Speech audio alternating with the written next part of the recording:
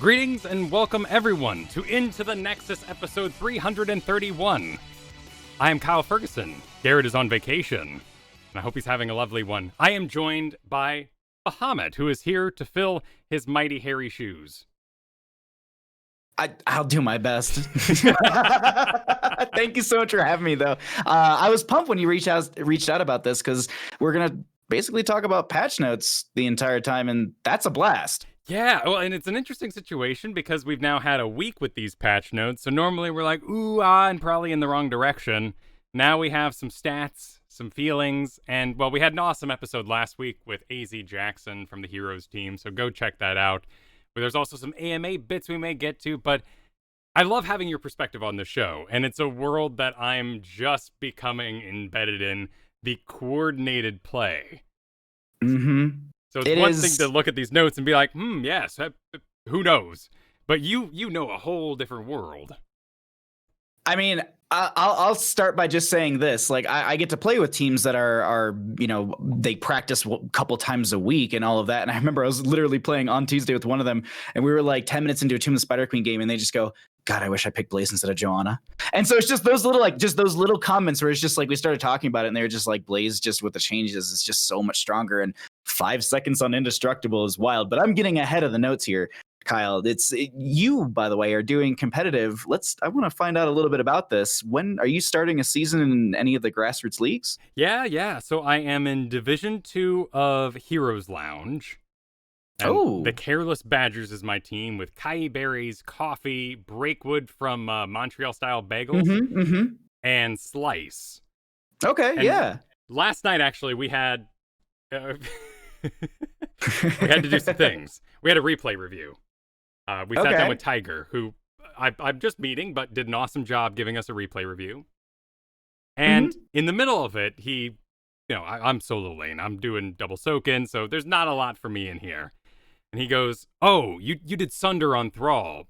I'd never do that. Never, ever do that. Earthquake is too big of a team fight ability. And things had to get real for a moment because our team has had a really hard time targeting. We don't have shotcaller. We've been doing more of a democracy system. And the 4-man with Slice, who is Gold League but plays the main tanks and a great job at it, didn't want a shot call, which is perfectly fine because she's not shot calling in Storm League, where she plays the majority of the time. The Assassins didn't want a shot call. Kai Berries is too busy reacting to shot call. So there was this moment where it's basically like, oh no, I now need to reveal to the team that I'm doing Sunder here because I know they're not going to get the picks unless I, Thrall, show up to team fights with the ability to kill. I'm not, I've had to move away from Urel and Leoric with that team because double soaking doesn't bring home the bacon. When I show up, it needs to be Ragnaros smashes, last rites. I had to get a kill. And that reveal last night led to a whole conversation, and now I'm main tank for the team because I'm used to shot calling. That makes sense. I was about to say your team, unfortunately, I'll be blunt about it, has the Storm League mentality where it's I'm going to do my thing and I'm going to get the wins. I can't tell you how many teams that I've talked to were just like, we kind of fell apart because we just stopped talking. And we all kind of were like, I'll just carry really, really hard on my character, but not explain to my teammates in comms. And that's a difficult spot to be in because some people don't want that pressure of shot calling, but someone's gotta. And the main tank or the healer, in my opinion, are probably two of the best people, maybe even an assassin if they can see the window for kills, especially in a 4-man rotation-based map. But still, overall, yeah, that is one thing that in coordinated play, you gotta have a dedicated shot caller, or if you do this democracy system, I think it has to be between 2 players. That way, at least, it's like the healer has the backline information, the tank has the frontline information, the assassins are just kind of filling in like, hey, we're jumping in, we're gonna get a pick here and there, but that way the tank knows to look, or the healer knows that they need to step up with the assassin. So communication. I mean, I'll say it 100 times in Here's the Storm.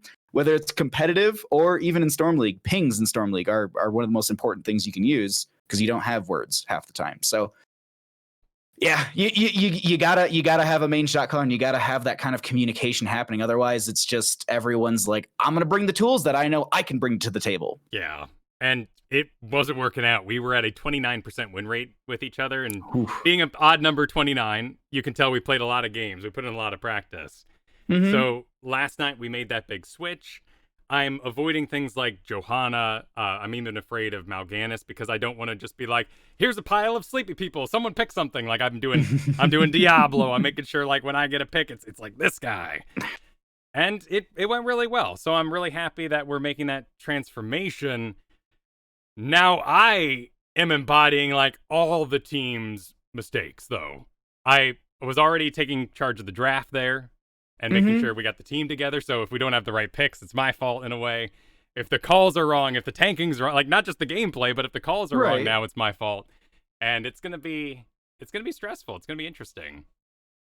The last little bit that I'd give you, at least tip wise or advice wise, is when it comes to the draft, it doesn't need to be on the one person. I think draft can definitely be a democracy of a conversation because of the fact that you have players on your team that will see the game differently. An assassin will look at the overall composition they're going up against differently than the healer or the main tank. The tank will look at who can I slide CC, blah, blah, blah. The healer's looking at the assassins, who's going to shut me down, or even the counter healers, like maybe you pick Alexstrasza, they're worried about a Deckard Cain, things like that. So make sure that when you have those drafts, like it's not just all on one person to say, this is what we're playing, this is what we're doing, and execute. Like everyone can chime in because everyone's got opinions and experience. And the last little tidbit that I would honestly give you is watch some of the teams that stream their coordinated play.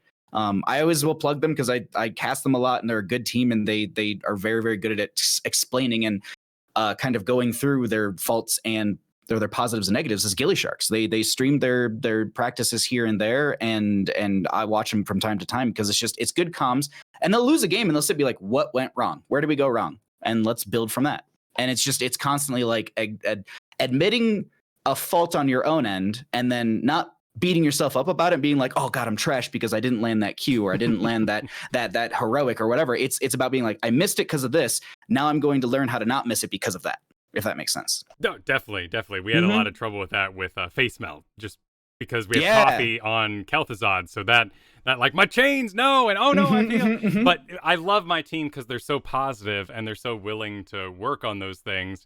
But up until this point, I was basically being, well, I'm solo lane and I'm not going to comment because we're here to have fun. And that had ended up being a bit of had to come to head last night. But actually, I'm throwing it up on stream here. This is bad for a podcast audience, but we actually use beautiful graphics. I did see you making these last night. I was creeping on your stream a little bit, and I was like, "What is he making?" Because I had to get out of there immediately. But I was like, "What is he up to?" But I love this. I love that you actually have a whole breakdown of like these are the top heroes for each player. Like these are what we feel comfortable with. So we have a visual graphic in a draft. That's awesome. Yeah, it lets me know when we're breaking comfort, so that if the game goes wrong, we can just be like, fine. Like last night we ran a Gul'dan for Slice, and it's not on this list, so we go, we tried. Not a big deal. And it's been really nice to have that. Plus, I'm doing all the graphics for the various videos over on Heroes Hearth, so I'm already in Photoshop anyway. Might as well enjoy it. Oh, that's true. That's true. The one thing I just want to back up slightly, and I know we want to get into patch notes, but I love just talking about just competitive esports in general. You were mentioning Mal'Ganis and a bunch of sleepy people. I mean, I think that's one of those things that you look at and you say, all right, we should build around this because people stationary, that gets rid of your face melt issue or even a condemn issue off of Johanna. You know, everyone's sleeping. That's going to be Kel'Thuzad lining targets up without any sort of issue. I think the big thing at this point is not waking them up or waking up only one person that you want to burst down. That's I've seen when teams can do that where they can sleep 3 or 4 people but only hit one in an entire team fight. That's good synergy and shot calling. And I think that's a good goal to work towards, especially when you want to do these sleeps. And I'm sure there's going to be Deckard Cain's stay while and listens. And that's that skill transfers into both because stay while is going to hit a lot and you want to burst down maybe the healer that gets caught out. You want to avoid the tank, but some people just be like, everyone's sleeping, time to hit my AoE. We've actually had a really good time running Deckard Cain into Tracer because it's such a wide catch. It's like, she'll be somewhere in here when she recalls. Let's sleep when she ends up going back in time. Yeah. But I've been thinking about it too, and the Mal'Ganis is so Storm League. Like, yes, Diablo, like I've had years with Diablo. I've played with so many 5 stacks, not only with our patrons, but the core guys in the past, and all Rainbow League games. So very, very comfortable on getting those picks. But Mal'Ganis is just about chaos in Storm League. It is about swipe, swipe, swipe. Did we get somebody? Doesn't matter. Sleep, sleep, sleep, sleep. Ah, bats, bats, bats. And it's just so that the enemy team has no idea what's going on. And hopefully your team can dissect that into something winnable at times. But even then, like you say chaos, and that's perfect in competitive because you are the main tank that literally works their way into the backline.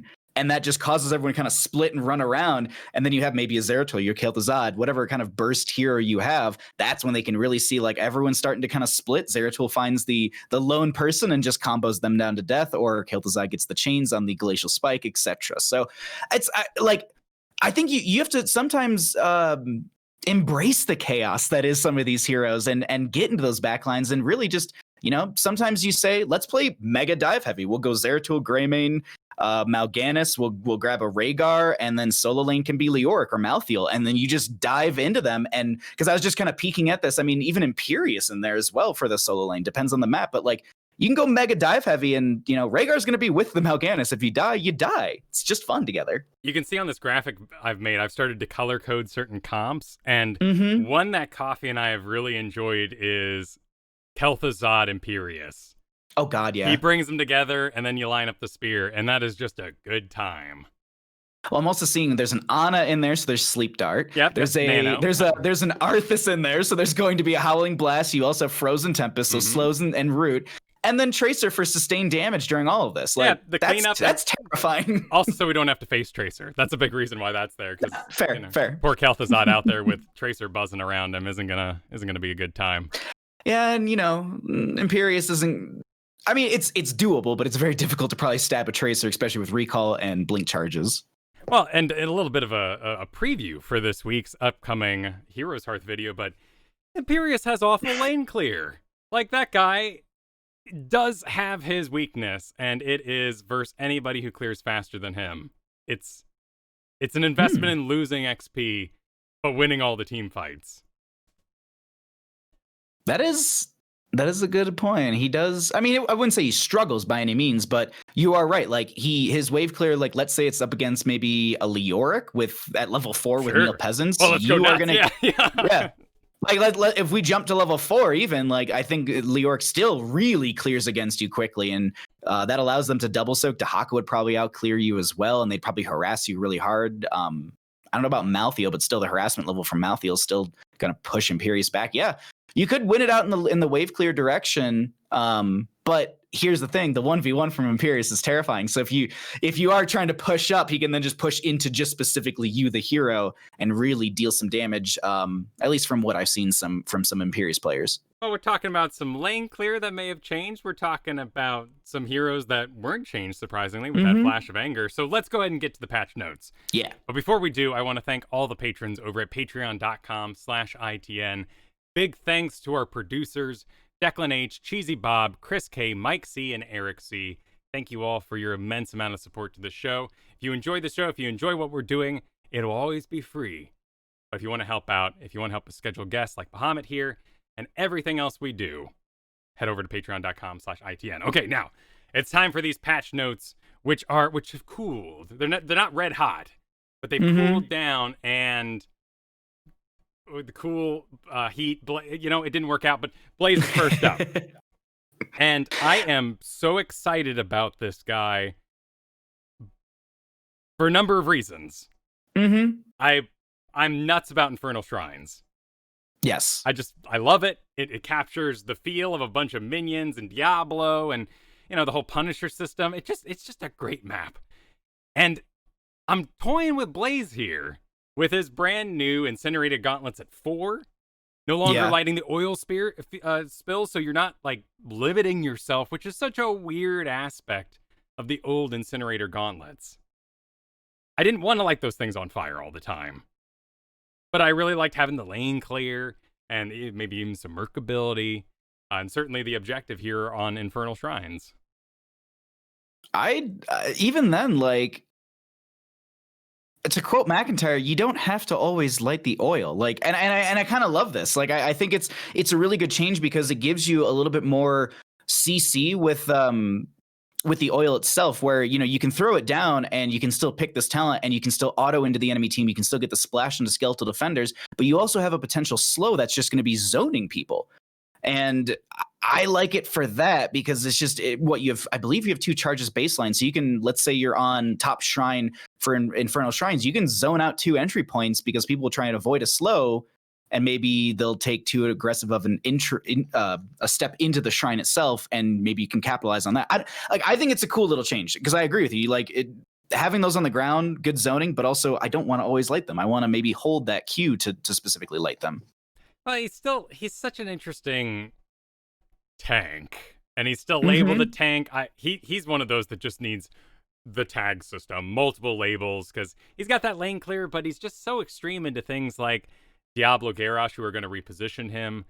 His level 1's now being way more impactful outside of just new habits, like this adrenaline stim pack that gives him, while 80% health and over, 25% bonus attack speed and 10% movement speed.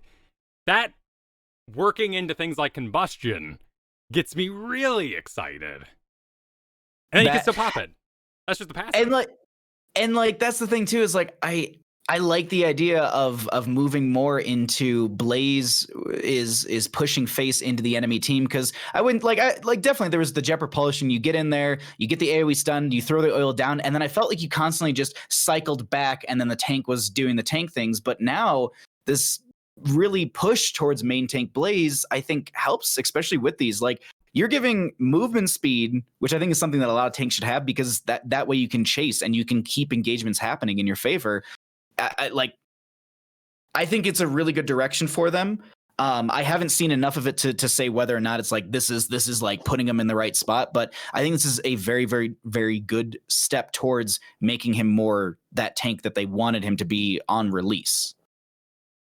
Yeah, I think he has a place now, and it might be off tank. I'm not sure of his damage yet. I'm not big on bunker because of all the solo play, right? Storm League, but combustion's great, and now he has tools to interact with it, move faster, clear things. I've even heard anecdotally that he can go faster than Greymane at level 4 doing a Knight's Camp. Wow. That's a little wild, because I don't know if there's many heroes that beat Greymane. Like Hanzo with level 7, all scatter arrows. Yeah, they probably shred through a camp quicker than Greymane, but like just base, not baseline, but like just level 1s, you were saying?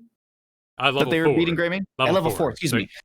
You get the Incinerator Gauntlet. So yeah, camps right now are such an interesting thing in the game.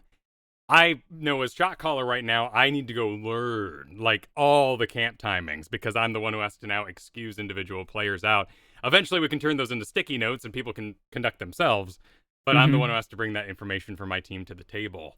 And it just gets so messy, because you got like Jaina level 7, now she's okay at it, and you got Kel'Thas level 13, and he can bust out of sappers no problem. But from level 1, our camp clear characters are like Sonya, Malthael, Greymane.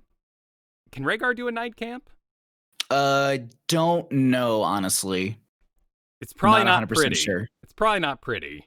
It might be a little. You might have to cycle out at least 1 or 2 minions here and there, but go grab a well and whatnot. Yeah, but it's very few and limited, like you were saying, and that is kind of weird because that does pull a tank out of the lane. And so it becomes this weird, like, well, why is the tank not doing tank things? Why are they grabbing camps? But maybe we've just been so just like that's in our brain, like the tank can't do camps. But well, maybe this is just part of Blaze now. This is absolutely what he does. You change up your playstyle a little bit, but also I do want to point out, if you are grabbing a camp with Blaze, one of the more terrifying things, like, a missing Nova, missing Valeera, missing Zeratul, those are always terrifying things. But I feel like a missing tank is always something to kind of keep your eyes out for as well. Because it's just like, well, where are they going to appear, and where are they going to try and jet propulsion into me, get that stun? So maybe there is a little bit of a play around that where, it's like, are they missing, or are they getting a camp? We'll have to see how that works out.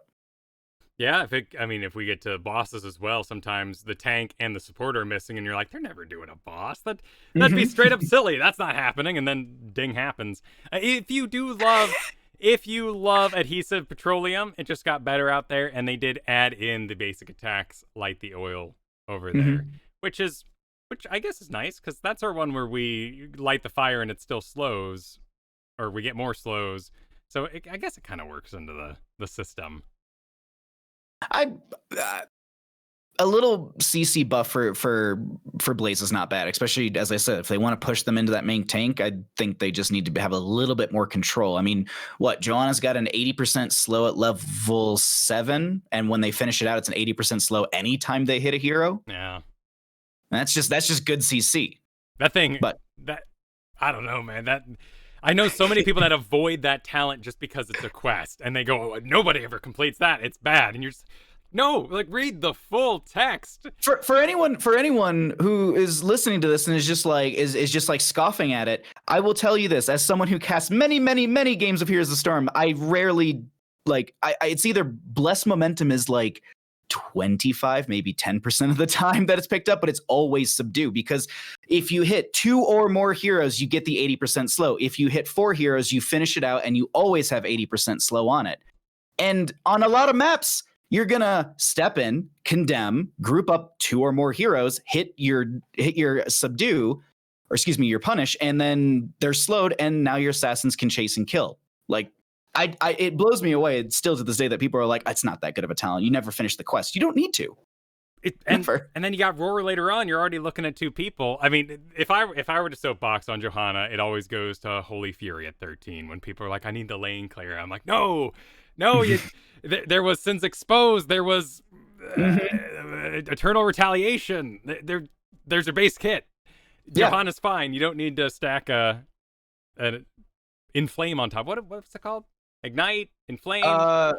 Immolate. Probably Immolate, yeah. Immolate. But I think like for them, I think it's just like Holy Fire. I think you had it right. That might be Uther's. Oof. No, hers is Holy Fire, but I just couldn't remember the we used to have general talents, like right. Yeah, we used to just have Crusade. Battle momentum. Yeah. Mm-hmm.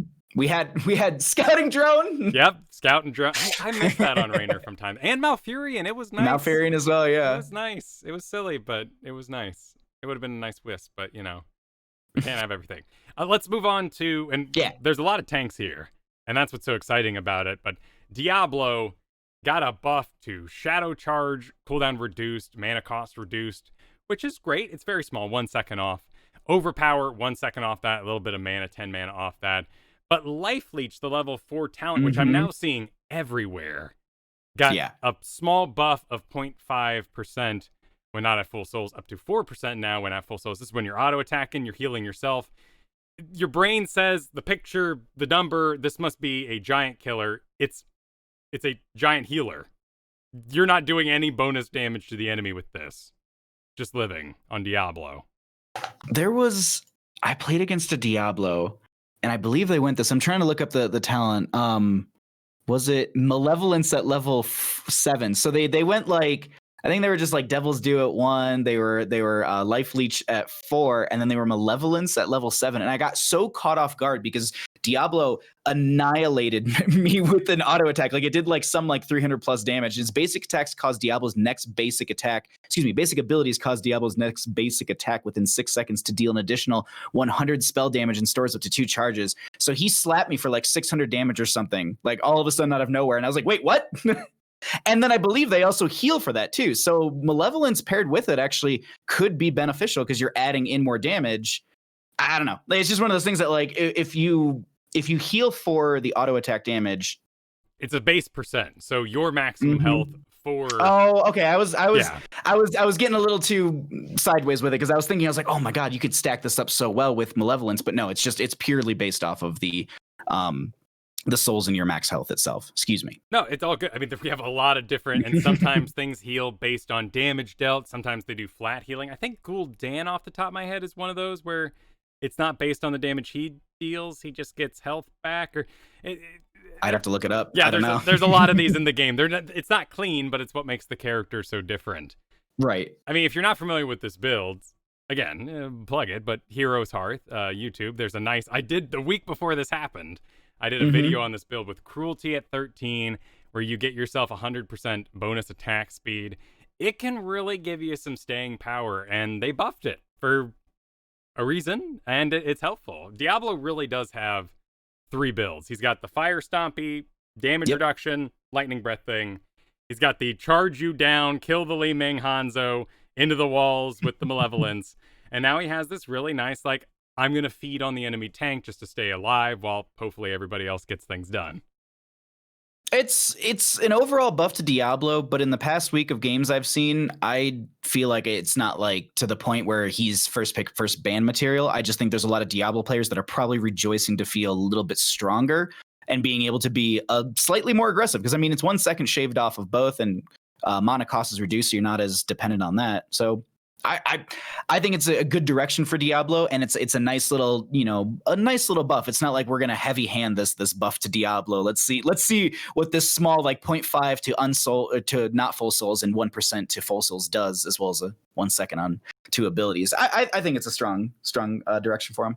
Well, it's even stronger when we combine the next 2 thoughts, and jumping ahead a little bit here, but ETC Johanna. Yeah. ETC lost cooldown? That's not how people say it. He had a cooldown increase in face melt from 10 to 12 seconds and a mana cost increase. And then Johanna had her Iron Skin move from 20 seconds to 25 seconds. And that hit. Yeah. It's like the Johanna is binary. We can think and go, oh man, Johanna, like not dead. That's extreme, but still a blow to how often you're going to be able to be aggressive, be in there. Johanna also got hit in Radiating Faith at level 20. Yes. So the stun duration is now down to 1.75, which isn't crazy, but that was such a go-to talent for so many engages in the late game that now I'm starting to think in other places. With Face Melt, though, that's the one I'm really excited about, because the higher you get in League, the more Face Melt is just the most universal, amazing thing in the planet. And on paper, it's just so dull and boring, and how can this thing stop everything every other tank does under the sun? But it does. And lead to so much counterplay, like, oh, you should have unstoppabled your Garrosh before getting close to ETC. It's like, what? He didn't stun me. How did he ruin my entire engage with a AoE daze? I think this is actually really, really good for ETC and Johanna. I was actually talking about this last night, and I think the other factor to consider here is a lot of us were playing ETC and Johanna in the, power slide, face melt, push them into your friendly team for ETC, or Johanna, you walk in, condemn, you subdue, you shield glare, however you want to order that, and then you press your Iron Skin, you walk away alive. That's not the case anymore. And so I think a lot of people were comfortable playing in that way, but now it's like, all right, well, maybe it's a 2 second increase on face melt, which isn't the longest thing in the world, but maybe you have to be a little bit more cognizant of your engages. You can't just constantly be power sliding, face melting. It's a little bit more like, all right, we're going to hold this and maybe be a little strategic. Same thing with the Johanna Iron Skin increase. Excuse me, the cooldown reduction increase on Iron Skin. I did it too. But I believe it's 20 seconds now. Let me double check. Yeah, so excuse me. 25. It is 25 now. So you have to play your Johanna different. You're not going to be able to constantly be in the enemy team's face. You're going to have to be like, I have my cooldowns off. Let's step in. Let's take an engage. Let's back off. I think it's going to be a little more ping-pongy, if that makes sense. Kind of how Muradin's played. Either they step in, use Dwarf Toss to get out, or they use Dwarf Toss to get in and then hopefully get a kill. I wonder if with Diablo, and we're about to talk about Garrosh, if we're going to move away from the I'm sitting on the back line, you guys kill the tank sort of atmosphere we've been in for a long time. Because that is how a lot of fights go, particularly in Storm League where things are chaotic. I will go, it's my job as tank, I'm going to go control Hanzo, Li Ming, silly backline, sure, but maybe Rhaegar's there too. And the Diablo's all over my backline, but the agreement here, the strategy is, if I hold all the damage, you guys can kill Diablo and then join me eventually. But now we're in more of a picky territory. I think, because like I think the big thing too is like the peel is a different strategy, because what essentially we're trying to do is here as the main tank is we're trying to peel enemy members away from the team fight so you can find that kill, and they're trying to do the exact same thing. I think it's just, you're going to have to be a little more choosy on those moments when you go, and especially as ETC and Johanna. Diablo, well, with the changes on them, they might be a little more brawly, and that might be where they live. Much like how we were talking about this earlier, Mal'Ganis, that chaos, that disruption, maybe that's where Diablo kind of wants to be, is in that backline disrupting, and maybe the friendly team is stepping in. And we'll see if ETC can control things as I keep saying it's a 2-second cooldown, but 2 seconds near the Heroes of the Storm is an eternity. Well, looking at stats, and this is just a week since the patch, Johanna is now our lowest win tank. Really? Yeah, at 45%. ETC also fell a full 2%. This leaves May, Arthas above ETC, and then we go into Muradin, and then we're at Tyrael, Mal'Ganis, so things still getting a little weird. But Stitches up 0.2, not huge, but that's something. They did have some changes on Stitches, but that's a little further down if I'm not mistaken. So we can get to Garrosh, yeah. So Garrosh got himself a quality of life change, which is really interesting. Bloodthirst now applies the heal at the start of the swing instead of after. So anytime, it's not a Stitches bite. Stitches bite is just so big, and Garrosh heal feels so tiny in comparison. But there is now a really interesting Bloodthirst build that's available where you get 5% max health later on and 2 charges. And then you can take, I think at level 13, a talent where, and it was always sitting there, we just didn't do it, where it heals you for max health over 3 seconds. Right, I remember, like, I was trying to remember off the top of my head, and I could have just looked at the notes in front of me, but I was like, didn't they change it so that way you get a little bit of a faster heal using that Bloodthirst later on? I'm trying to skim for it. Yeah, so that's just that's a base kit now, applies that sooner. Nice little quality of life. That's what it is. Okay, sorry. But Blood Craze at 13 gives you an additional 15% of your max health over 13 seconds, and this was up against things like defensive measures and double up.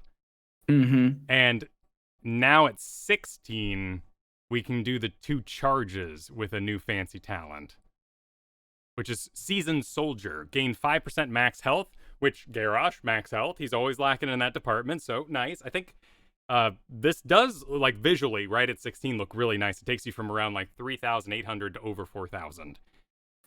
Okay, that's not bad. Increase the slow by 1 second, Bloodthirst additional charge.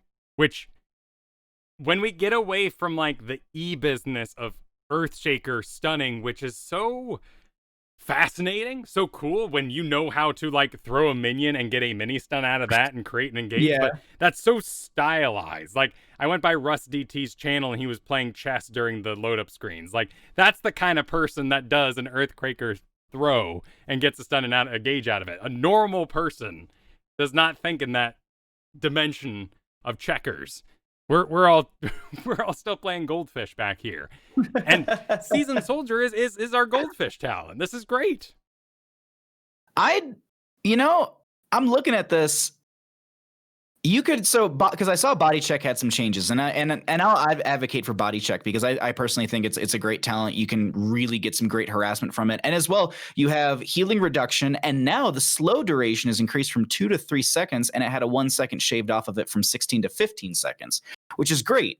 So you can either go Body Check or Warbreaker at level 1, but I like this. So Warbreaker at level 1, if you finish it out, the first half of the quest is going to be stun deals an additional 165 over 3 seconds. This is at level 1 as well. And then after you finish all of the stacks, 15, you permanently reduce the Groundbreaker cooldown by 2 seconds. So if you go in to this Seasoned Soldier at level 16, you have a damage over time, you have a cooldown reduction, and you now have a slow on your Groundbreaker as well.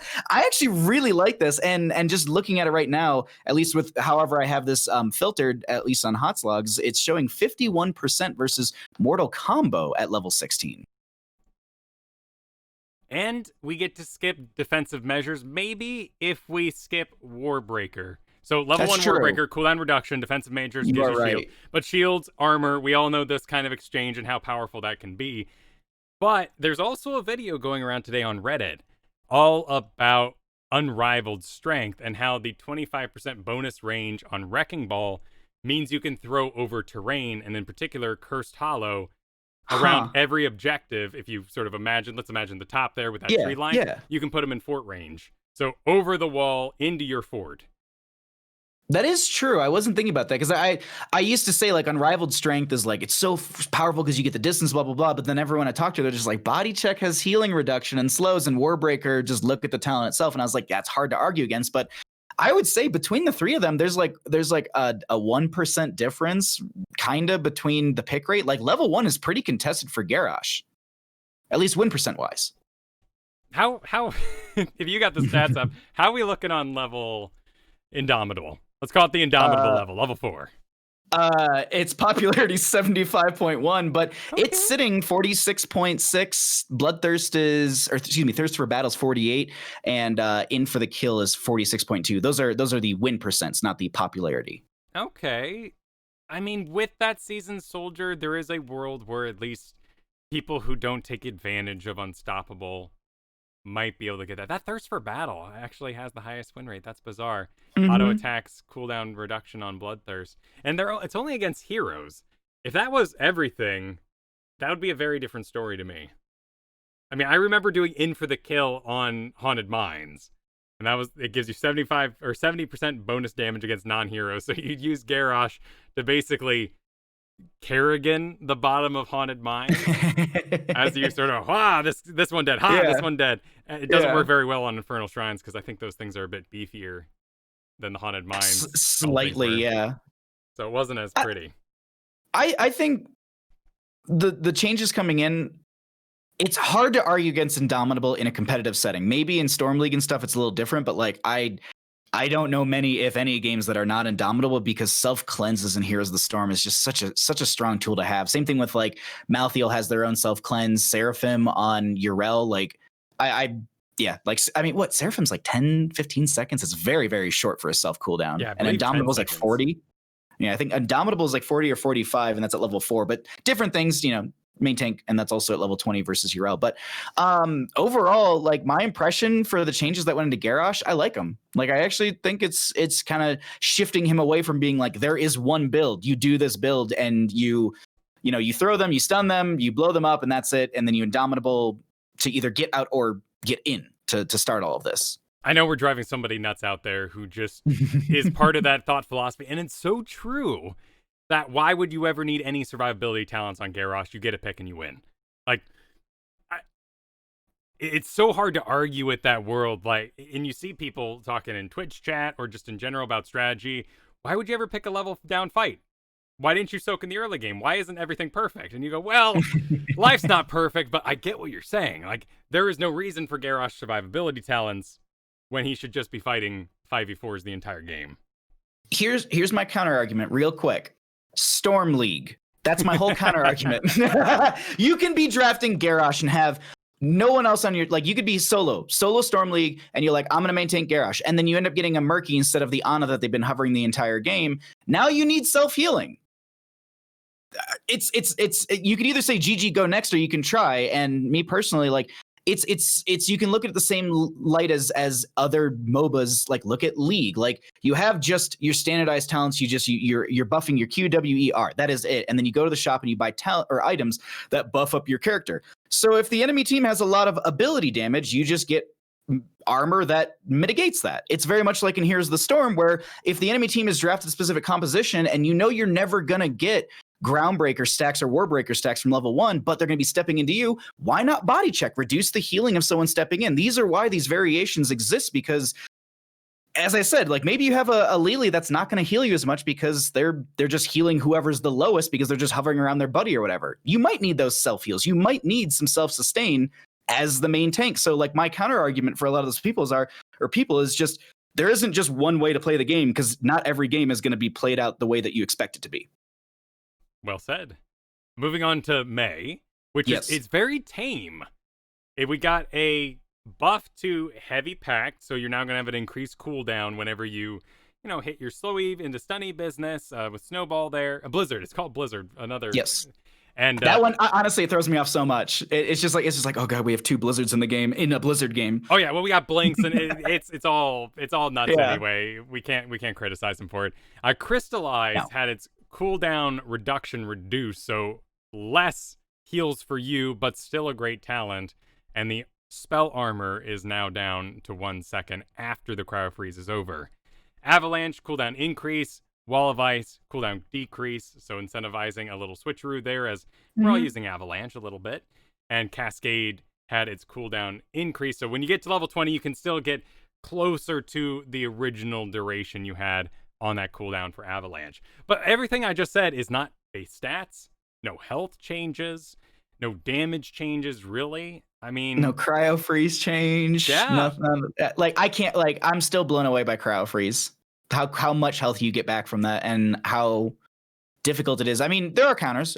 You could go Ana or Decker Kane. Those are ways to mitigate the healing that they would get. But I don't know. It's I personally feel like cryo freeze needs a bit of TLC in the nerf department, but that's just my own personal opinion as a silver scrub.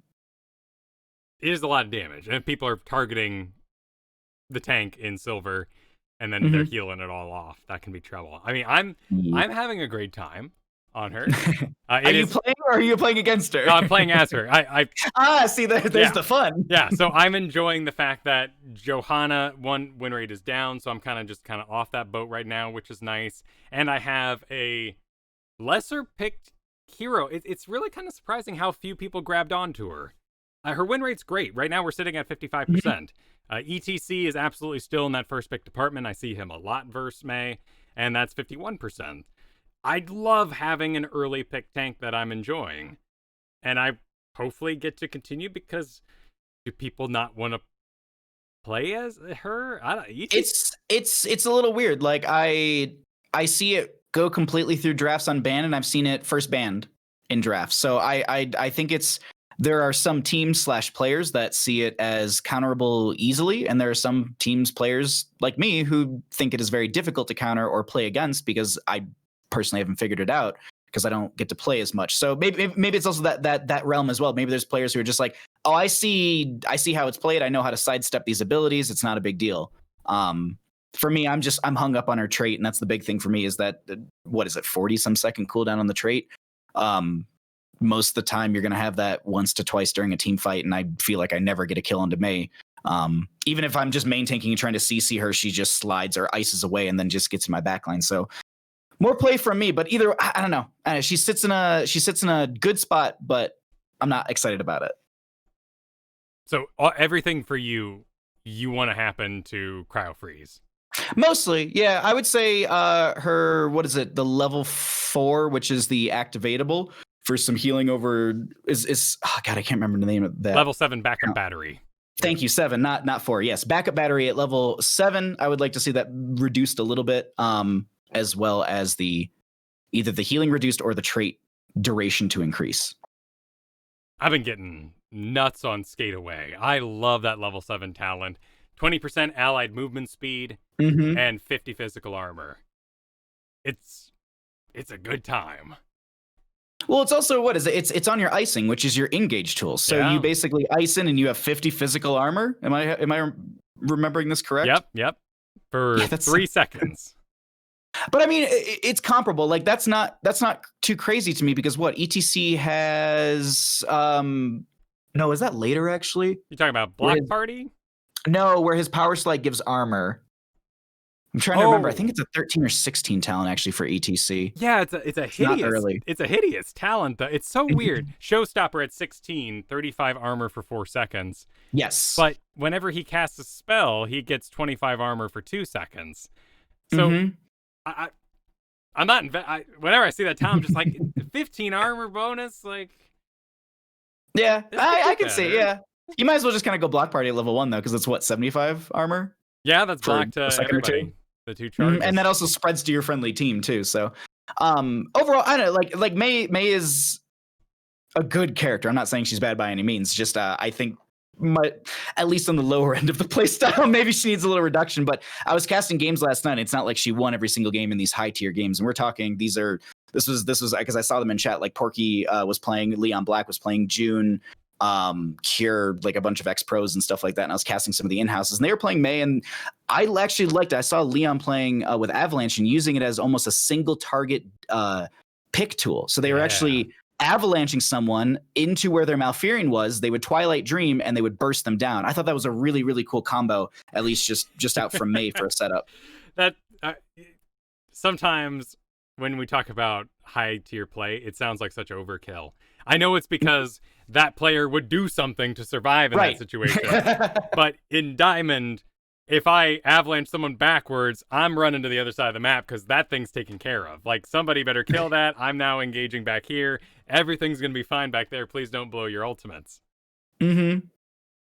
Well, and then you burn 5 and they get out of there because they had VP and they just VP'd. Right. But, now you're talking Zeratul. We're still talking about high tier play, right? But I understand what you're exactly, saying. Yeah. When the tank is being targeted in silver play and they're healing that darn much, the counter play is basically to type focus Morales, and now we're all having a bad time.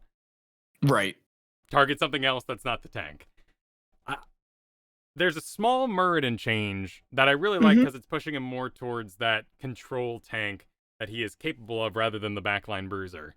And Thunderclap's slow for movement attack speed is now increased from 25% to 30%.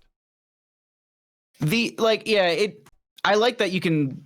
It's a 5% increase, but if you're in there, let's say Infernal Shrines, you jump in Thunderclap, and now you continue to fight him because their Greymane or whoever's in there, maybe their Maiev is slightly more handicapped. I like it. I think it's a good buff for Muradin. So you've watched a lot of organized play. They gave Stitches lane clear, and it's pretty good.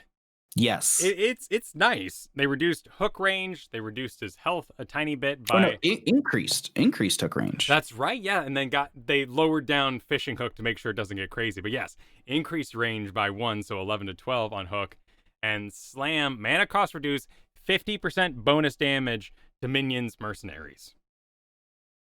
I have seen a couple Stitches and the one thing that I think comes out from all of this is actually the hook buff. The hook buff is actually the biggest thing for them, because I was actually Leon I was talking to. They were like, yeah, you can wave clear, you can get minions and mercenaries. Also to note, it's minions and mercenaries, not minions, mercenaries, and monsters. So this does not affect the Punisher on Infernal Shrines, will not get you a faster clear on Infernal Shrines, will not get you a faster clear on Battlefield of Eternity.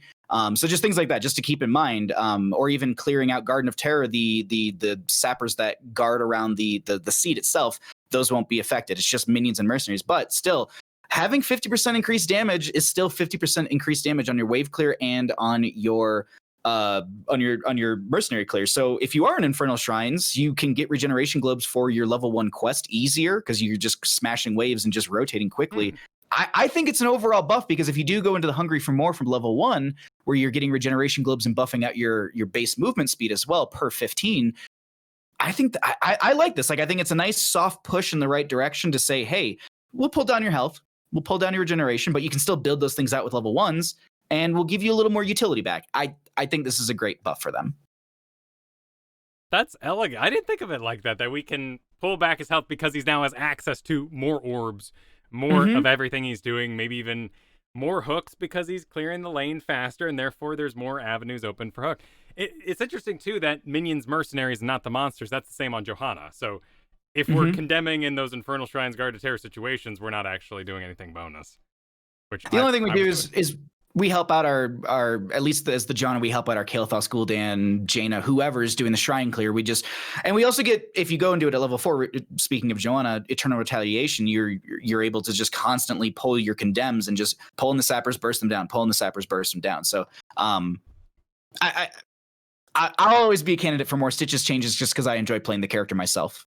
So when you talk to the high-end players and watch their games, it sounds like you haven't seen Stitches take the solo lane because of this.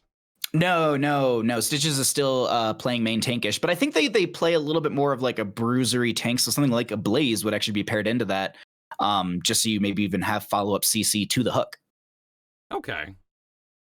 I mean, it's a lot of CC. I mean, it's I think it was. I might be misremembering, but I feel like it was a Blaze, Stitches, and a Malfurion, and then there was something else in there. But I was just like, dear Lord, like you get hooked, you get rooted, you get jet propulsioned, and then whatever other hero's there, you die. Yeah, who cares about what else happens? Like, yeah, exactly. As long as they but can I remember pick the target. I was like, the chain CC on that is great, and I said it beforehand. A few seconds stun or root in Here's a Storm, that's an eternity. You're dead. All right, over the moon cute here, but. Blaze is combustioning in a bush. Friendly hook. Him into the team. Instant full charge combustion. I love that. It's hard work. I want someone to do that. I want your team to do that. Now. I would love that. I expect this. Have that on my desk next week. I'll do the replay. It's hard enough just doing the Kel'Thuzad on the same cooldowns as Imperious thing. Like it's way in the cute sphere, but it sounds like fun. It does. This was a very big tank patch, so we'll go a little faster through some of the other things here. But Sure. Bruisers, Zool. Zool got a nerf. Scythe damage is down. Skeleton damage is down. Jailers, an interesting target, but I know in popularity, Jailers is seeing a lot. That's why. Yeah. I think Zool needed these slight nerfs. Just at where they were sitting beforehand. And now I think they're more middle of the road. Lot more where I think Blizzard would want them to be, rather than first pick, first ban, first tank pick. First tank pick. I guess I was seeing a lot of tank Zool. Ooh. Like when he got the changes a little bit ago, it was basically pop whatever level 1 you took, pop Poison Nova, and then just root someone and curse strike them to death, and you win that fight every time. Now, I know we're sort of fractioning our audience a bit because we're talking about Storm League, which is already the least popular mode when we compare it to Quick Match. And then we're talking on top of that, like games that don't even make it into hot slogs because they're custom games. So Correct, we don't see those stats, but that's why I love having you here. When we look at win rates for tanks in Quick Match, Zool and Imperius jump up dramatically because they're bringing a call-out CC to a just chaotic environment. Their win rates fall by about 5% each when we look at them in Storm League. But Zool has unmoved from this change in Storm League. And I think that's because they run blue build over there. Whereas the Zools are down almost 2% in Quick Match. So yeah, they targeted weakness and got that down by 5%. But otherwise, to me, it felt weird that blue build and curse strikes wasn't touched if we're nerfing Zool. I can see where you're coming from on that. My only maybe counterpoint, and this is just from what I've seen, is I think the whole blue build is them stepping into the enemy team. I mean, maybe they even take Backlash at level 1, but they're still taking Grim Scythe at 4. They're taking Harvest Vitality at level 7. I think the whole premise of that build, though, is they have to step in and put themselves in that frontline risky position. So maybe that's why they're kind of okay with it. And Weaken is the reason why, they're just reducing Weaken. Whereas the other ones, it gave you a little bit of self-sustain in these moments, but you couldn't sit there and swipe and just win. Like people can step aside and then get out of the range of that and then just kill you as well. So maybe that's the direction. And I agree, Jailers was very, very, very popular, but now maybe that just pushes people more towards that blue build. At least, that's the way I can at least look at it. Is just it's the 1, 4, and 7 kind of put you in that position to get killed. And the 16 was just maybe the thing that was a little too strong with the entirety of it, especially at the 16 power spike. And stopping you from being focused, target, and killed because you're now reducing their damage output. So, yeah, the counterplay, while it already existed, was being countered by a later pick talent when you were already at your maximum of attack speed and everything else cooldown reduction. What do you think of, and what have you heard about with Yrel? Because Dauntless finally got hit. 10 armor off. Honestly, I'll give you the quick answer. Still Dauntless. It's still Dauntless. Okay. It's 10 armor that didn't really do much. Look, Yrel does get killed a little more often than I think some Yrel players expect, but she still sits Dauntless level 1 for me that I keep seeing. I mean, the big counter, and I think the fallout for Yrel for me is that everybody's caught on. Everyone is willing to spend 3 ults to kill Yrel now. Yes. It used to be you received a silence and they hope they killed you, but they didn't, and you keep on living. Now you get that silence. They mosh pit you solo. They say, no, Yrel, you're out of here. And I'm sick of your stuff. But they went through and did the Light of Karabor, a buff there. So healing increased a bit. Murat's Insight healing increased a bit. How many high-end players would roll over and die if I suggested that maybe now that Dauntless doesn't hit the full 50, maybe we can look at the other talent a little bit. Maybe we can look at 10.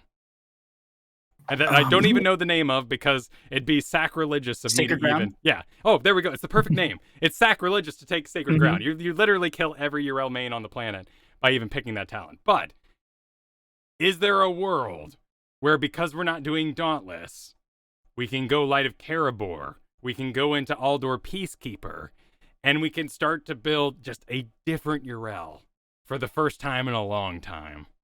I want to say that I saw the exact same normal Yrel build as we always see, but with Sacred Ground. And I think I asked them during the interview why they picked it. And they were like, Ardent Defender is good, but they didn't have the burst damage needed to actually get me health back. Whereas Sacred Ground is just a good troll tool, and we could siege. We could siege with it consistently, and just it's because with the 20 upgrades for it's kind of annoying as well. Because I think it's yeah, if you cast Avenging Wrath while inside Sacred Ground, you just respawn it. So you can essentially just Avenging Wrath down the lane and still get your armor, because I think it's like 50 armor or something like that from the Sacred Ground. So there's absolutely reason for that for taking that heroic. But then I argue with you at that point, if you're gonna take Sacred Ground, maybe do you consider grabbing Tyrael instead? Because Sacred Ground, I think, is only Yrel, whereas Sanctification is everybody in it. It's a smaller circle. And I know we're also comparing two different heroes. Like Tyrael isn't always played in the solo. He doesn't have as much control, but he is more like he does have like utility and speed and shields and mobility as well. So it's like you're trading some things. And it's just one of those, like, I get in this conversation a lot with people, because it's just like, I'll always be like, it's Infernal Shrines, let's grab Asmodan. They're like, well, we could get something like a Jaina or a Gul'dan who will just do the role better. And that's kind of the argument that we kind of roll into this is, if I'm going to grab Sacred Ground, why am I not just grabbing Sanctification with Tyrael? So I think, and then people just go back to, I can have 40 armor baseline or at level 1 and have it anytime I use an ability.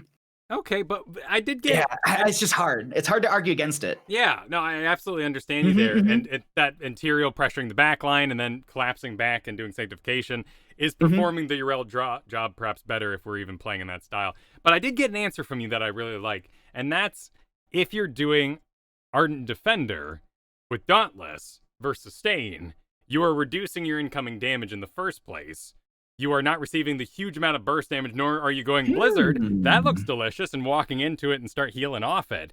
So we can make the choice and say that it seems backwards is my problem. You know, you explain it and it makes a lot of sense. But like, because Sacred Ground is flat 50 armor, so both physical and spell, there's a part of my brain there that says, that's for spells, because I don't have spell armor. But actually, the spells are better with Ardent Defender. So we do Sacred Ground against Sustain, which makes sense because the fights will be longer, so having an AoE area that lasts forever, as long as you don't leave it, would do the work. Okay. Yeah, I mean, point control based maps, I could see Sacred Ground work. I feel like they just have to entice the player base a little bit more somehow, some way. Maybe it does like a small percent to the friendly teams. Maybe it gives like 10% shielding or something like that. Maybe it gives 10 shielding to the friendly team. I think you have to give it some sort of utility where it benefits more people than just Yrel, because then if you're just benefiting Yrel, why not just go Ardent Defender? So either way, I mean, it's you and I could probably talk about this for hours, but it's such a nuanced hero, and that's why there's so much time to talk about it, right? Oh, absolutely, yeah. But I do agree with you though. The level 1 changes are good. It's just, at least in competitive, where I sit, it's still just Dauntless at level 1. I mean, we should probably move on. If nothing else, popularity 4% for Yrel. So congratulations, 4% of this listener base. We just had a great conversation for you. Let's move on to, another crazy character, Kharazim, who got a healing increase of 9 points, so nothing nuts. First pick, first ban. I'm calling it right now. Yeah, it's too much. Too much. Buffs to Kharazim, I think baseline are good. That's my whole, like, I read it and I was like, cool, Breath of Heaven, little extra healing. Everyone can benefit from that. Morales got a safeguard armor increase from 30 to 35. She needs a little TLC, I think. That helps, but I don't think it puts her in a high priority situation or pick rate. She's a weird one. I wish the counterplay was more interesting. Right now, I often find if you don't have Johanna, you don't have a way to stun her with any rhythm and regularity to actually interrupt the beam. Yeah. So what you end up doing is drafting Poke to say, we're all going to dance until Morales runs out of energy, and then we'll get something done on the other side of that. Have you thought about just I know we're gonna touch on these really quickly, but have you thought about anything like Murden, Stormbolt, or Nubarak? Just to be able to like dive in and consistently pressure the Morales, maybe. That's the only thing I like. Stormbolt, you can or Impale, or you have the burrow charge from those two from Nubarak. maybe that's it, because that still plays into the motif of focus Morales, and if you can dive onto them, they're going to split themselves from the friendly team. At least 9 times out of 10. Maybe at the higher realms, they'll run towards their team, but most of the time in my games, they just run away in a direction. But they still last a while, and they're still healing that front line that half your team is focusing while the other half is trying to get Morales. So the fact that she can use that armor freely might be a pretty big deal here. That's a good idea, though. Just picking something that is on her, and like you get into Skullcracker Town, and now you're really talking about rhythmically interrupting Morales with something that doesn't have a vulnerability to the rest of the team while they're back there, like Muradin. Makes sense, yeah. Rhaegar, Bloodlust, duration reduced by 2 seconds, so we're down to 6 seconds on Bloodlust, and healing from basic attacks reduced from 40% to 30%. It needed it. It absolutely did. I don't know about Storm League, but competitively, yeah, Rhaegar was up there with Ana and Deckard Cain. And Storm League, it was the easy talent to use because hitting an Ancestral in that environment is difficult and unknown, and you don't know. It's easy just to be like 1, 2, 3, 4. Everyone's around me. R. Yeah, that's it. I mean, I really enjoyed using May's Avalanche as sort of the counterplay to that because he basically had a mighty gust on the tank. But good change, and I believe, and let me double check here, but this of course affects level 20 because that is a percent. So it went from 16 to 12-second duration, and I think that's it because I think it just increases the range of the cast, which is bigger than your screen, and it doubles the duration, but I don't think it changes anything else. The Gladiator's War Shout. Right, so 100% bonus to those aspects of it, but not the healing. Okay, yeah. So across the board a little bit. Does that open up anything for Rhaegar at level 20 to now Storm Shield, Rewind? I'm trying to remember. I think Storm Shield is the go-to. I don't think I see Gladiator's War Shout. I'm trying to remember off the top of my head in the past week. I think I've just seen like 1 or 2 games, and I think it was just Storm Shield picked. No, I can already see the replay review going. They paused and like, listen, if you can't get a kill in 6 seconds, what are you even doing? This is totally play, right? Like, do you really need 12 seconds to get a kill? What's wrong with your team? So that makes a lot more sense. Storm Shield popping under that, and over that 3 seconds duration on that. Ranged Assassins. Cassia got her nerf, and it's tame and mostly targeting the auto attack build with charge strikes, losing some of the attack speed, bonus attack damage, and basic attacks flat, going down by 5, health decreased by 40. The only thing I can argue is that it was first pick, first ban material for so long. Hovers in some of the other divisions as a first pick, first ban material, but she's still, I think, in a healthier spot than she was before the buffs, if that makes any sense.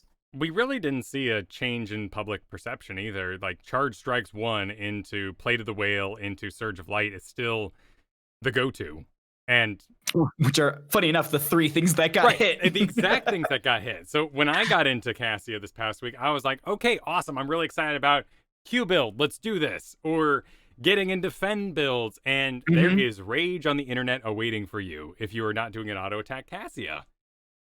And call me shocked, but is a huge popularity. We're talking about like 41 picks, 80 picks, 993 picks to that exact auto attack build I named. It is, dear Lord, it's what is happening out there, and Gloves of Alacrity is the one that seems to be still making it happen. This is basic attack range increased by 1, and additional basic attack range when at full avoidance.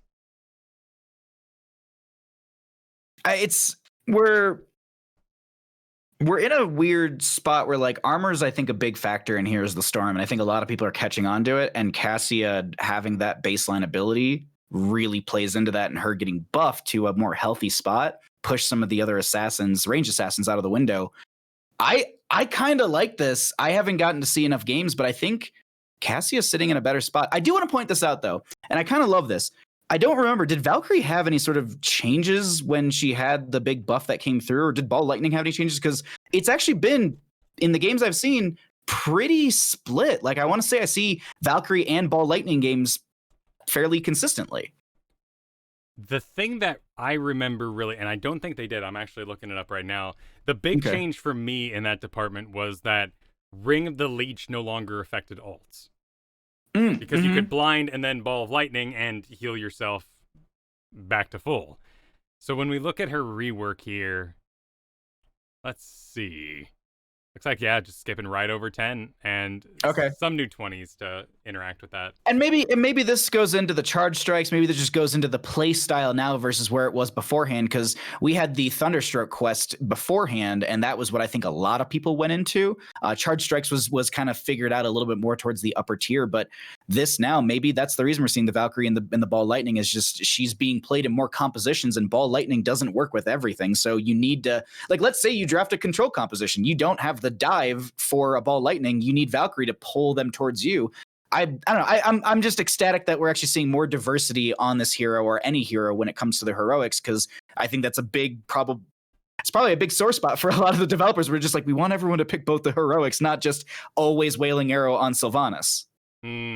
Well, that's a whole different story. Like that. Try, but I think that's the most extreme case I think in here is the Storm. Like it's like that is like I don't know of many, if any, talents where it's just like you don't go the other one. Man, maybe Chad has a good idea of something else, but that is the most type-inducing. I'm not even talking about rage. Like maybe people don't get mad; they can control themselves, but you'll be hearing about it if you go mind control.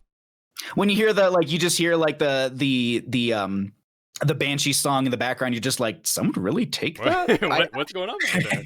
I want to say I've casted like 1 or 2 mind control games in the years I've been casting, and it's a weird experience even as the caster. But moving away from Sylvanas back to Cassia, I think the slight nerfs are good, puts her more in the middle of the road, but I still think she's very, very strong in the right hands. I mean, for me, I wouldn't be taking Valkyrie at all if it wasn't for Tassadar. Tassadar is such a great target for that with his lack of mobility, and getting him towards the front when he has such extreme range makes Valkyrie sing.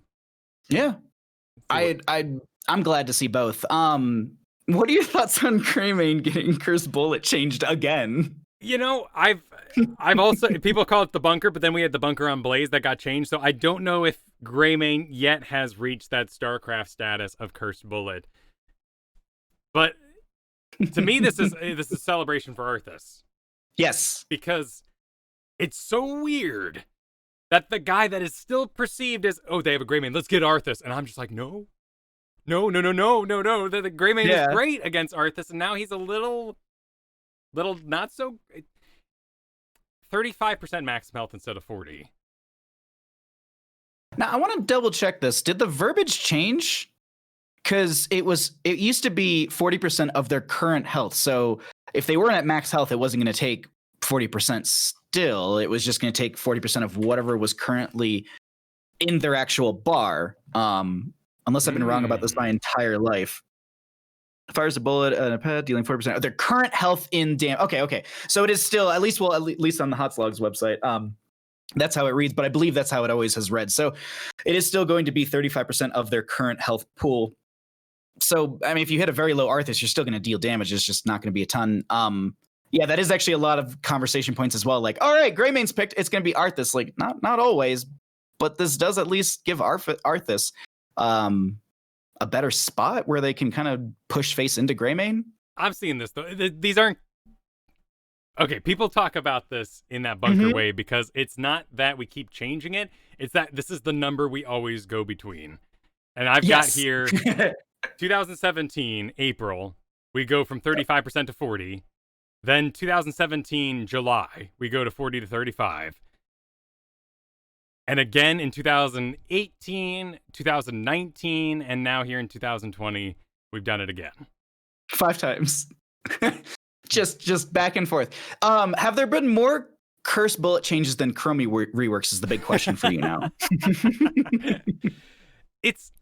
He's such a weird character, and I brought him up earlier on the Merc camps. His level 1s right now it's non-existent. Everyone goes Viciousness, which is great because if you have to pursue, if you have to roll, it maintains the duration of your inner beast, and that just equals so much more mobility and having that attack speed when you get there. I mean, we've all played Greymane and messed up our attack speed and just gone, oh, jeez, this character sucks. He was designed with this in mind, clearly. Yeah. But he can't ever have an early game talent that increases his damage because that would be the Merc camp talent. And that would be the team fight talent. And that would be everything under the sun. So he has to be stuck in this weird, almost like Lunara-y Wisp required talent era. Unless he gets a huge rework. I don't like, I wouldn't mind seeing, I don't know if it has to be like a massive rework, but I also like, I kind of would love to see like what an overall overhaul of Greymane would look like. Like we could keep a lot of things. Like we could keep Wizened Duelist. That's cool. I think level 7, like I think we can keep almost everything at level 7. We could keep the heroics. I think those are really, really cool itself. But yeah, like Eyes in the Dark is such a popular pick. I feel like we could get other things, but even then when I look at the level 4 options, like Thick Skin versus Eyes in the Dark, those are great options, but Insatiable, like I'm sorry, you can't sell me on restoring 10 mana per auto attack. On a sustained, like it, maybe if we did that at 1, maybe that would be okay. Yeah. But it's just he's such a explosive hero that right. You know, much like our Bloodlust talk, if Greymane goes in and he's like, guys, I'm out of mana, it's like, well, what happened in there? what half an hour of a game did you just play that you had trouble getting a kill by the time you ran out of mana? I don't know if I've ever seen, if any, Greymane's running out of mana be like, oh, that Greymane's go to Hearthback for mana, not health. Right, he's like, ooh, just winded after a team fight. And like, guys, full health, but 20% mana. I gotta go. Yes. I gotta get out of here. Now, heroes like Mephisto, I feel like we might see that on, though. Yeah, and Mephisto, I think, is absolutely targeted to exactly what may have been the problem. Lightning Nova damage is now down, and Furious Spark, level 1 Lightning Nova talent, is now down. That's what he was doing. Yeah. I mean, I saw a lot of the Lightning Nova builds. At Horrid Skull, though, to get a 5% bonus on the spell power, I'm not opposed to that. Like some late game 5% buff, or actually 25% buff now, or later game, not bad. I think Mephisto sits in a healthy spot overall with these changes. Not a first pick you win the game hero, but definitely not something that is easy to beat in many situations. How do you feel about Mephisto? You must witness the most extreme shift playing in Silver and watching top level Mephistos. Yes, it is jarring. How does Mephisto do in your eyes? In which realm? Well, it's like how do you fathom him with these two extremes? Does he even get picked in Silver? No, not really. I feel like if you see a Mephisto, it's someone who likes the character, maybe smurfing, or has just been playing for quite some time and is just like, this is going to be my, because everyone's like, this is going to be my carry me out of X rank hero. Sure. And I think that's more popular at bronze, silver, and gold. Whereas in diamond, platinum, and master and on, you need to be a little bit more expansive with your pool and play styles. But for me in the lower realms, no, I don't see it. In the higher realms, he's picked on more maps like Infernal Shrines and Volskaya, specifically because of just how he works. You know, you get the Shade of Mephisto in, you throw your combo, you get cooldown reduction, you've whittled them, and you just repeat that until they all get low enough where you can then step in as the whole team, wipe them, and you now have control. So at the higher tier, he's played in this kind of poke burst, I guess you could say, because once you get level 10, it's not all, but it's a lot on the Endurance of Hate to land and spread, and then you just capitalize on that. Yeah, I don't see it much in my realms. It's more Jaina Kael'thas because it's a little bit more manageable, a little more easier to combo with. But Mephisto definitely in the higher tier has a really good spot in my eyes, specifically on Volskaya and Infernal Shrines. I get the maps. We do Shard of Hate, and we continue to do this AoE damage. But why not Praxis? Why not Hanamura? What is special about Infernal Shrines and Volskaya that they bring people together more? It's because you have a lot more hiding spots. Because like so Hanamura, you have big open. The objective phase moves vertically or horizontally through the map depending on where it's going canon wise, and that's a very open brawl across the board. There are some walls that you can leap over, but looking at Infernal Shrines, look at the center shrine on Infernal Shrines. You have 4 opportunities to kind of flank or even just kind of jump into the enemy team, and you have these walls to block you.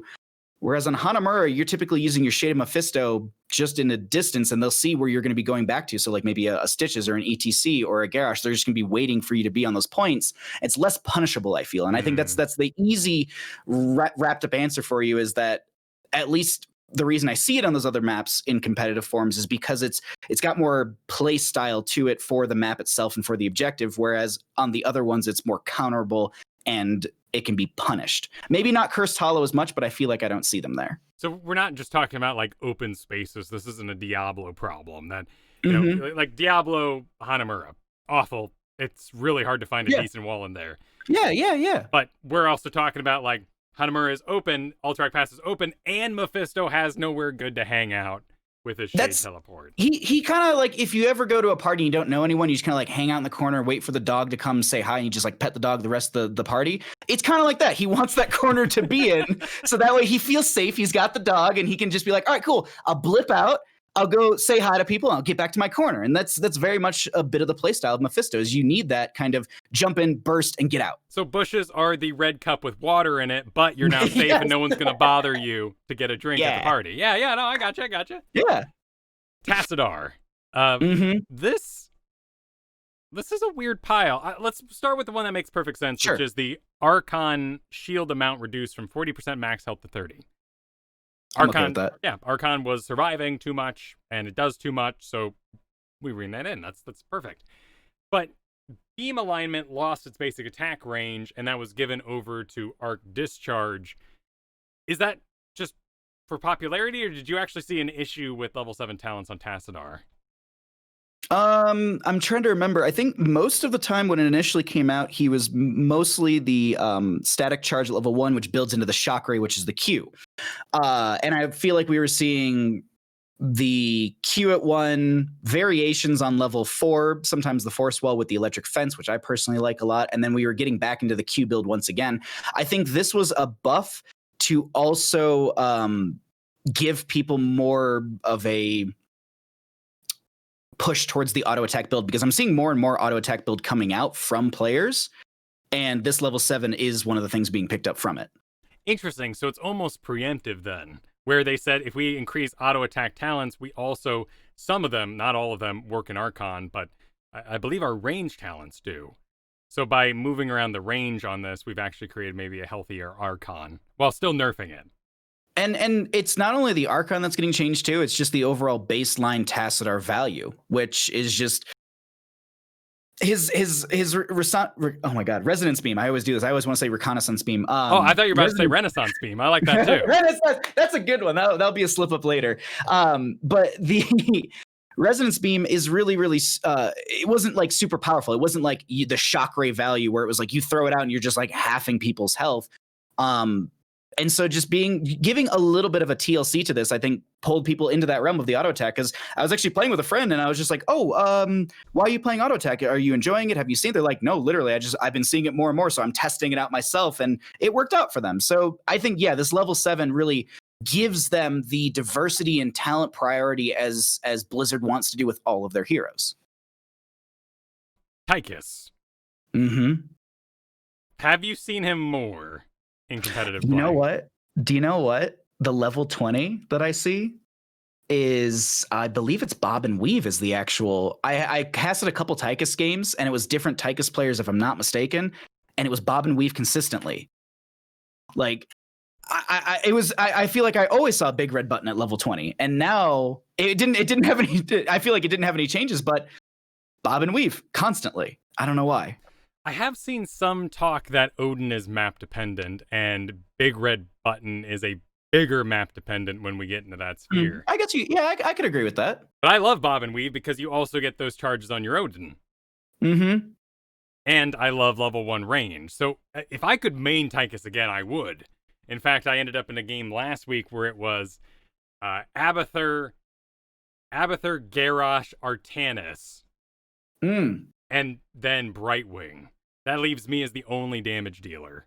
And I went Tychus for it and rocked it. And it was awesome. But I don't think I get to be a Tychus main yet. As cool as these are, as awesome as it is for level 13, which has traditionally been like a really lackluster Q talent, and then 2 survivability talents. Now there's one that actually has a slow. It's offensive more than just providing that slow. I want him. I want him in all situations. I want to main Tychus again, but I don't think he's there yet. I think we talked about this with Joanna earlier with Subdue and just the value of whether or not you even finish the quest. Increasing the slow, or excuse me, giving a slow to it, that gives you sustained chase. It gives Tychus value. That right there, that talent itself being changed like that is huge, in my opinion. Well, and sizzling attacks at 16 instead of 20, and now you can do that alongside Bob and Weave. Like, and if for some reason you get all the way to 16, you say, you know what, there is no world where I can actually stand still and do what Tychus has to do. There's a new and improved Q talent with armor-piercing rounds that gives damage increase up to 60% bonus. Mm-hmm. Yes, you do the things like I was talking with someone this past week, and they were like, you know that one talent on Tychus that goes dings, and I was like, yeah, you always go the dings. It's level 4, it's in the rhythm. They were just like, why do people go that? And I was like, because the dings. They're like, but why not take the big of the air? I was like, because the dings. And that's, honest to God, I think that's why people take it. Because here's the thing, and you said this just now. People aren't going to stand still for Tychus. They're going to see you dealing a lot of damage, and they're just like, I'm out of here. So why not take something to give yourself some sort of self-heal? And then, God, isn't it sizzling attacks gives you even more healing on top of that as well? Or am I mixing things? Sizzling attacks is your one where every auto attack has a giant killer on it in the first place. That's what it is. Okay, so I do believe that those pair together, though, increasing the healing. I might have to double check on that one, but either way, like I think it's good overall for Tychus. He wasn't in a bad spot, but I think this pushes him more towards a priority. Well, you know what? You bring it up about the dings, and I'm not entirely sold. The dings are great. People love them. The streams love it. Everyone loves getting to the end and being like 2,000 dings. All right, we did a stream. Good job. I've increased my duration by 7 seconds with 2,000 dings. Yeah, that's perfect because you're only a couple seconds away from another go. But when I have to in Storm League 1v1 Sonya, not with bigger they are, I don't need to get her to 35%. I need to dead Sonya. That's why I do it. You're not wrong by any means. I agree with you on this because it is very situational as well, because you might have those situations where you can sit there and you're gonna, like, if you go up against a Rexar, sometimes they just have the Misha clearing or Sonya's spinning to win. So yeah, you absolutely can get the dings on it. But I don't think I ever see Master Assassin. I'll say that. Well, I mean, talking about like Subdue and people being bummed about that, like 15 takedowns is a tall order. That is, and what, you only get a maximum of 10% increased attack speed as well from it? Wait, the verbiage on this might be wrong. Yeah, so 15, so 25%. So 15 for each kill, and then 10% when completed. And I mean, with sizzling attacks, you're now attacking faster. Every auto attack might be really good. I'd have to try it out in like a coordinated environment, because bigger they are, sounds great if I could be like, little for you, little for you, like Diablo, Sonya, Asmodan, everybody at 35%. But in Storm League, you get everyone to 35%, and then you wipe your brow and no one does anything with it, and you just leave disappointed. I guess that's very true, yeah. And the rhythm does, there's some synergies there. I absolutely agree. I'm gonna have to try and play that myself. That'll be my homework for the week. But anything else from Tychus that really stands out to you as someone who loves the hero? Relentless Soldier getting 5 more armor now to 30 is a big deal, because that's how you stop doing your dings. You get stunned, you get isolated, and getting that armor on the back, which I believe works during Odin as well. Yeah, it's I glanced over at chat when someone was saying it's crazy if you complete it and you have Odin as well. So interesting. So we're talking about Master Assassin there in Odin. Correct. Yes, I believe that those do pair together. You can also take Neo Steel Coating and cast that while Odin. So there's a lot of cool synergies between the two. Laser Drill is just such an isolated situation where basically I'm up against like Gul'dan maybe, where the investment for Gul'dan to clear a laser drill is so high and so long that this can actually continue to let me have value. Whereas if there's a Li Ming, a Raynor, anybody who can just say, oh, no, thank you, drill, and destroy it, it's not viable. But I am curious about this sort of map dependency. And as I get more into coordinated play, maybe this is the right time for this conversation since you're here. Mm-hmm. Are y'all being secretive on purpose, or is it all that everybody has a private library and we're just not sharing? Because there's so much information in the coordinated play sphere. Like there are fonts of information. There are YouTube videos with 15 views that tell you exactly how to do merc camps.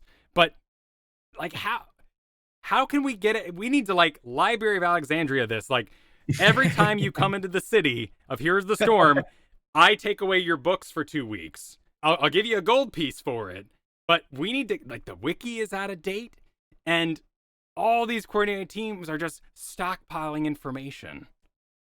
I'd say it's a little bit of both. I think there's a lot of players who make some videos, and they'll make a couple videos, and the way that YouTube and the world works is they get a couple views and you're like, all right, well, this isn't worth, like I put 2 hours in this and like 2 people watched it. So some people get discouraged in that realm. A lot of teams have a ton of self data on them, on their own plays. Like they have, I know that there's, I talk about them a lot, but I chat with them a ton. The Ghillie Sharks, they have spreadsheets upon spreadsheets of wins, losses. Like when you were actually, when we were talking about Imperius stuff, like I asked them I was like, do you have an Imperius I can share? And they were like, hold on, we're going to go through like all of our Imperius. Like they have it broken down. They have it broken down by like, what's the play? What's the build? Like what's the win? What's the map? What's just all that stuff. So there are teams who do a lot of self data. And then there's the other thing too, at least competitively, like if we're going to give examples of grassroots, there's a once a week show, I believe on NGS, where they talk about some of the different divisions divisions and some of the highlights from those different divisions and why they're playing so well. So the hard thing about competitive is it's not so much that it's hidden. It's just that like everyone kind of keeps it close to their chest. But the moment you ask them, they're like, you want to talk about stats? Like, what are you buying? Like, absolutely. No, that's a good point. I'm walking into the hardware store and I'm like, y'all got wrenches? And they're like, oh my God, noob. What kind of wrench? What are you working on? Like, what, do you need to turn something? Do you tighten, loosen? Like, what's the goal here? And I'm like, I don't know. I was told I had to do merc camps tonight, and I just want information on it. It's like you walk in and you're like, I would like a Zool build. They're like, well, which kind of Zool do you want? Solo lane? Do you want double soak? Do you want main tank? What do you want? Camp Zool? So it's exactly that. Like, there's so much information out there, and 9 times out of 10, teams will just talk to you about it. Like, you could just reach out to any team, like even a team you've lost against, they're more than willing to scrim and play with you, because most of the grassroots and competitive stuff is what we have, honestly. So people want to keep it going and they want to be helpful. That's just my 2 cents. And this goes to anybody, if you want to get better at competitive, there are, as Kyle said, fonts of ways to find information, and people will talk to you. People will sit down and coach you, whatever. Just look for it. It's there. Cho'Gall. More synergy. Yeah. I thought this was going to be the transition. You were like, so competitively, Cho'Gall, and I was going to be like, I never see it. But yeah. Oh, okay. Well, that is one of my questions, because there's a lot of stuff. They moved 20s to 1s. I can fathom Uppercut losing its maximum health giant killer from a 7% to 8%, but otherwise I'm looking at a pile of Cho'Gall changes and saying, what now? I do say this. They didn't really touch much from the runic blast, if I'm not mistaken, from the bomb. If anyone's the bomb's out and then you explode it, and then you can get stacks on that, and then you can also get a silence on that. You can get cooldown reduction on that. Like, I know that isn't like the most powerful build in the world, but also to note, they didn't like the Dread Orbs. If I'm remembering this correctly, the Dread Orbs still, you can pick a stun on them, and they actually buff the Dread Orbs. Because I think you can now actually activate it to have it bounce backwards, but that's an activatable. Yeah. So you can choose when to do those things. So there's some strategy that comes in. And I know I'm jumping to Gall a little bit, but I feel like they kind of just mash together. Yeah, we have to talk about them in one breath. Yeah. So it's just one of those things for me is like, I think these are cool changes, but I agree with you. Like, what does it specifically do? I haven't played with this to know and kind of give an example, but like, as I read through it, I'm like, why didn't they touch any of the runic feedback stuff? Because I feel like that is like, you get I think it's, if you get to 16 on Cho'Gall and you have all of that, the silence and just the cooldown reduction itself is terrifying. Yeah, the range on it is absurd. And then, of course, the pop and everything they've been building to that point. Of course, the early game siege capabilities of Cho'Gall being completely out of range of the towers and knocking those down and getting into a lane is just incredible. Cho'Gall is a lot like the Hulk. I'm glad he exists. He's fun in other movies. I don't really want to see a movie just about the Hulk. But I mean, I'm glad he's part of the Avengers. You are right. I do like the Edward Norton one, but that's maybe because I just like Edward Norton. But it is very true. Like it's Cho'Gall is so situational, and these talents don't feel like it changes anything him for the better or worse. It just kind of feels like we got some redistribution, a little bit of like, not even TLC. It's just like there's a buff here, there's a nerf there. Like, without playing it, at least for me, it's very hard for me to say whether or not this is a positive or negative for the Cho'Gall overall. Reading the notes, it feels like this is a positive, at least for the Gall. Nice. Well, let's summarize, because we had a big old pile of notes here. So we got buffs on Blaze, Cho, Diablo, Garrosh, Mal'Ganis, Muradin, Stitches, Kha'Razim, Lieutenant Morales. We didn't talk about Maiev, but Maev's one of those that definitely flies by pretty fast. She's always keeps working on like quality of life changes. Yeah, I think it's just all level 1 buffs. Yeah, but still good. And I think her giant killer at 16 got a lot less complex. Yes, new functionality dealing damage to the enemy heroes causes the next cast of Fan of Knives that hits an enemy hero to deal 1% of their maximum health as bonus damage up to 5%. How do you feel about the Maiev? Maev's good if you have a player who can play the mobility factor and is really, really good at basically is a highly mechanically skilled player, because getting a Vault of the Warden at the right time is something difficult to do. Competitively, I do put her in the A to S tier area, though, if we're ranking her, just because Warden's Cage has such a good setup, self-cleanse essentially. You do have CC, you've got cooldown, or you've got the reset on Fan of Knives, so you can really burst someone and punish them for grouping up.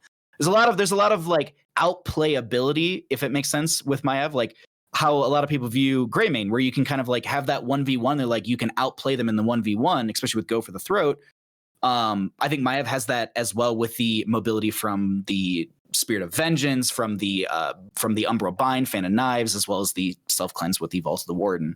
So how do they make up for the Maiev? Because if you pick a tank, you pick a bruiser, and then usually the Maiev wants to wait till later to see if they're kind of viable in there. And now we're over meleeed, we got lane weirdness going on. Like, when you see a Maiev, where does she fit in the don't die to Kael'thas kind of environment? It's map and obviously composition dependent. Let's say it's a control composition, so you got Stukov, Joanna, something like that, maybe Jaina for burst, and you've got this Maiev who's just kind of the setup essentially. You're looking to play off of the Joanna's condemn, and then if you're looking at a dive composition, you are looking to be the harassment in almost the backline. So like, let's say we're a Diablo or a Nubrak, they shadow charge, they burrow charge in. That Maiev is using the Spirit of Vengeance to either get in with the Diablo and Nubrak to then deal damage, get Fan of Knives, and control with the Umbral Bind, or they're actually using that Spirit of Vengeance, or even just walking in towards the healer and trying to CC or pull them away with the Umbral Bind and Fan of Knives and burst damage that they have.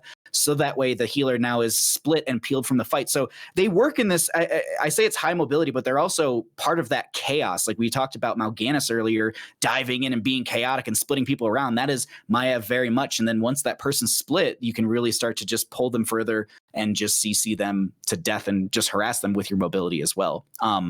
Overall, like Maiev, as I said, like with all of that, there's a lot of mechanical skill. There's a lot of choices that you have to make and a lot of practice that goes into it. So I don't see a lot of Maiev. That's why Genji was so popular, because Genji was just push E, kill the person, do the thing. Fair. Going on, Gall and Tychus round out our buffs. Nerfs, ETC, Johanna, Mei, Zul, Rhaegar, Cassia, Greymane, Mephisto, and Tassadar. And I'd even, after our conversation today, now that sort of looking at the top end, sounds like Yrel also ended up in that nerf area.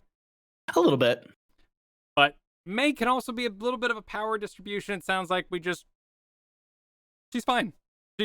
Maybe too much, maybe too little. Who do you think was the big winner if you had to pick one out of our buffs today? Diablo. Nope, Stitches. Ooh. Stitches. Ooh. Stitches. Ooh, a little fake they give him a little bit more to be a potential tank. I got to go with Blaze for just raw excitement about the character. That's fair. Absolutely. Big loser. Who do you think? Joanna. 100%. Yeah? Yeah, I think there's a lot of Joanna players who I have seen and also talked to who are just like, I feel bad playing this hero now. Because the 5-second change on not subdue, excuse me, on the Iron Skin really affected people. Yeah, and we also had a talent to reduce it that most of us were doing the majority of matches, and now to even, what is that, 4 seconds off? We're looking at hold your ground, 5-second reduction. So yeah, we're back to as though we never even took that talent in the first place. Ugh. We all, it's funny, we all sit around being like, 2 second stun, that's an eternity, and here's the storm. And then they increase the cooldown by 5 seconds. All the players who don't play are like, whatever, you know, and we're like, no! Fathom what we're going through. Yeah, it's a lot. It's definitely a lot. It's a good patch though. I think this is a really good patch for the meta and the game itself. Awesome. Well, we've had a mighty show going over all these patch notes. Is there anything you would like to highlight from the AMA or anything you've seen recently in the news for Heroes of the Storm that really caught your eye? Oh God. I'm so split on so many things. I will say this, if you don't mind me plugging it. Go for it. Yeah, absolutely. The big news that I've actually been following is Leon has a 3-day tournament coming up next weekend. Friday, Saturday, and Sunday, all starting at 6 o'clock PDT. It's 9 o'clock if you're on the East Coast. That one's going to be really, really fun. And when I say it's a big tournament, we have players like June. Yes, June. Kala, go get me a banana, June.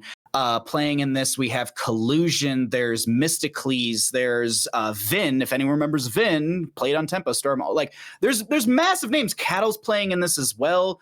And so, and there's also like players from the community. There's CPX, everyone's favorite, assassin player. CPX is going to be playing. The E-Bros are going to be in there, if anyone remembers the E-Bros. So that's the big news for me, is that there is a grassroots tournament that's going to happen next weekend, and it has old pros and GM plus players in it.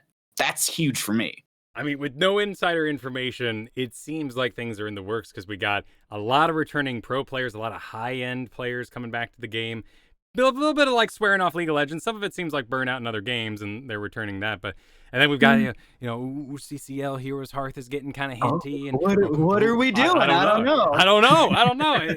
It's very interesting because I've just made this investment into coordinated play, and it feels like everything is going the grassroots way it was supposed to so long ago. Like we had our period of mourning. We moved to a different city. We played some other games. But no matter how many games you dated, you got to call up your ex and be like, did we mess up? Should we get back together? Were we the best? Yes. We were the best. Awesome. Well, Garrett will be back next week, so we'll be going over all the AMA kind of stuff in there, as well as any new news. But before I sign us out, Bahamut, where can people find your stuff? Your stream, your channel, your Twitch, whatever. Yeah, no. If you enjoy me talking, I am typically talking Monday through, actually, realistically, it's like Saturday through Wednesdays now on Bahamutgaming at the twitch.tv/Bahamutgaming. All my stuff is Bahamutgaming. So Twitch, Twitter, and YouTube, just Google it. You'll find me through all those means and methods. But I do a lot of casting Heroes of the Storm. I play other games like once a week and joke around. And as Kyle kind of alluded to, I do stuff for CCL. So it's maybe good to hang out, and maybe you'll find some leaks and teasers and stuff like that. But yeah, lots of big things coming out from that as announcement of an announcement. And yeah, that's it for me. Awesome. Once again, we want to thank all the patrons over at patreon.com/ITN. Another thank you to Declan H, Cheesy Bob, Chris K, Mike C, and Eric C. Shirts are available for ITN over at shirts.amovetv. Coffee mugs still going on over at etch.amove.tv. Catch the show live if you desire. And I'm going to do Pacific time because that's where I'm casting from right now. At noon Pacific time on Thursdays. Follow the show at ITNcast. And big thanks to Gorath for the intro music and Brian Griffith for the outro music, which I'm about to hit the button for. But you can find me over at twitch.tv/Kyle Fergusson, where you can find me shot calling now for the Careless Badgers and everything I do over at kyleferguson.com. We'll see you next week. Good luck, have fun, take care.